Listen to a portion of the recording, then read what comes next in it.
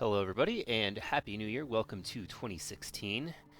I hope everyone had a good holiday season and a Happy New Year. In this video, we're going to discuss Dead Space and what type of problems that horror games in general suffer, and what I think Dead Space did better and does best than most other survival horror games. Cough. Resident Evil. Cough. So, let's get into it. Now, first, I would like to talk about what does Dead Space get right as a game franchise, as a horror franchise. Dead Space does something that no other game franchise has been able to do, and that is, I believe, completely immerse the player in the experience through superb sound design and taking away the clutter of what would be a HUD.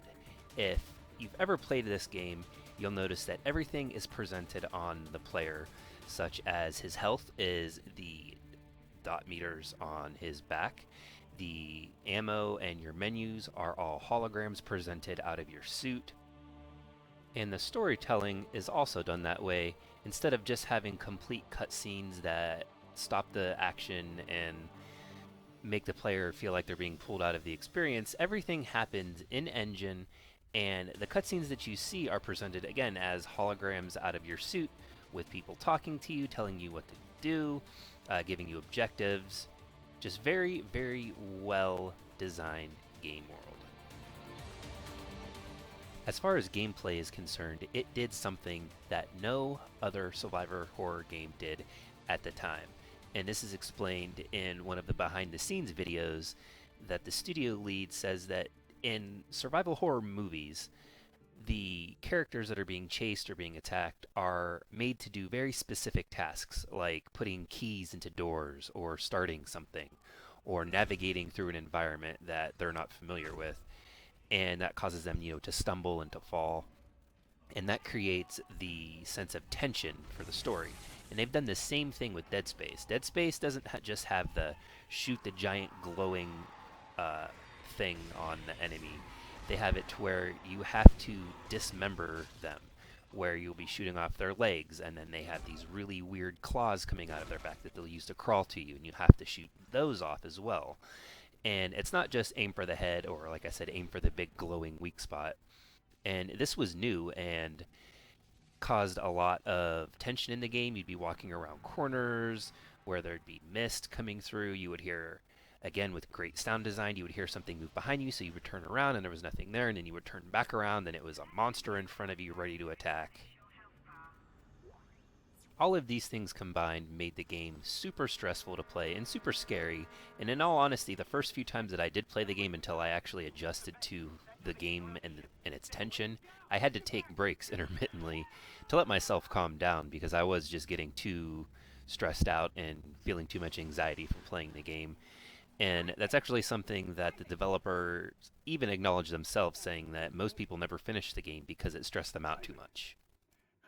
Now, having acknowledged everything that made the series great, what made the series burn out? Well, it's the same thing that causes every other single horror franchise, in my opinion, to burn out, is that after the first game, unless you completely redesign gameplay mechanics, which most games don't, the gameplay formula gets stale. So what do? Well, it kind of goes from being survival horror to a little more action oriented because they throw more enemies at you, new enemies that require specific things to being shot to kill them.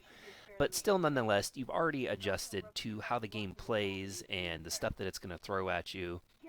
So, for whatever reason, most developers think, well, what's scarier? More enemies. So they throw more enemies, and it just turns into kind of a shooting range where you just mow them down, and then, well, what makes the game even more scary? Well, how about bigger monsters? So then you have bigger monsters with more intense action going on, and it takes away from the small, subtle things like walking through the corridors, hearing things running through the vents that may or may not ever actually attack you.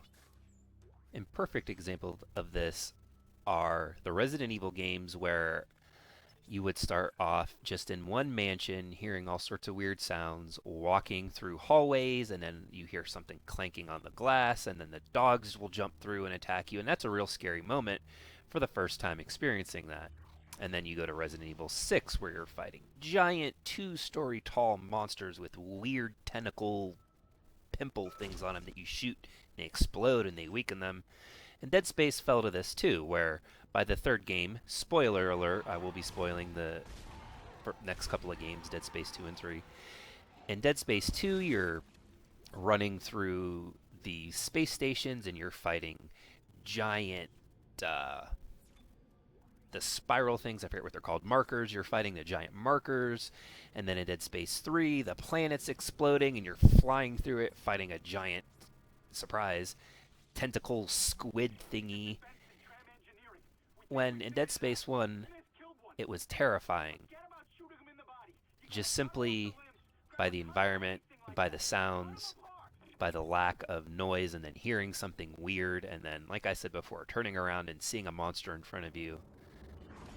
So hopefully, if EA brings back the Dead Space franchise, which I'm hoping they do, they need to slightly reinvent the game franchise.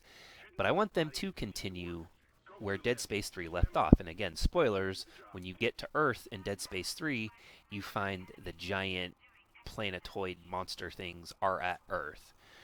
So I'm hoping that they can do it on a scale that's small enough to bring it back down to being terrifying like the first game, but still find a way to satisfyingly wrap that story up and maybe leave something open for a fifth and a sixth Dead Space game.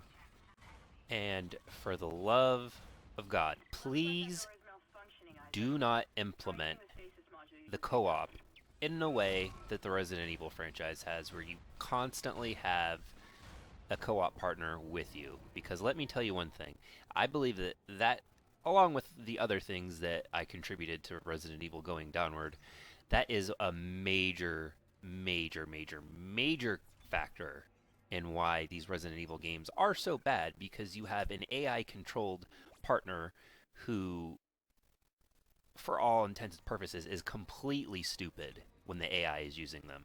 When it's two player, it's kind of fun, but the AI controlled is the absolute worst. Dead Space 3 did co op in a way that was actually really good, and that I would like to see Resident Evil just straight up copy. And that is that when your partner is there, they're there with you, but then when they're not there, like if you don't have somebody playing with you, the AI guy is just like, okay, well, I'm going to go look over here. And then he just leaves and you're by yourself. That would be the ideal situation, I believe, for any new Dead Space co op, for any Resident Evil co op. So hopefully they don't decide to shoehorn in forced co op like Resident Evil did. But those are my thoughts on the Dead Space and horror genre in general. If you guys agree, and I know that there is demand for Dead Space, I've talked to many of you in the community, and you're as excited and as wanting of a new Dead Space game as I am. Share this video, please. Try to get EA's attention and Visceral Games. I know they're making a Star Wars game with Amy Hennig, but there is no reason that they couldn't start pre-production on a Dead Space game. They could at least come out by 2020. I mean, 4 years is a long time in today's day and age to be making a game. So please share the video. We'll try to get their attention. Hopefully we can get at least a response out of them, maybe something at E3. That would be great. But until next time, guys, thank you for joining me, and I'll see you in the next video.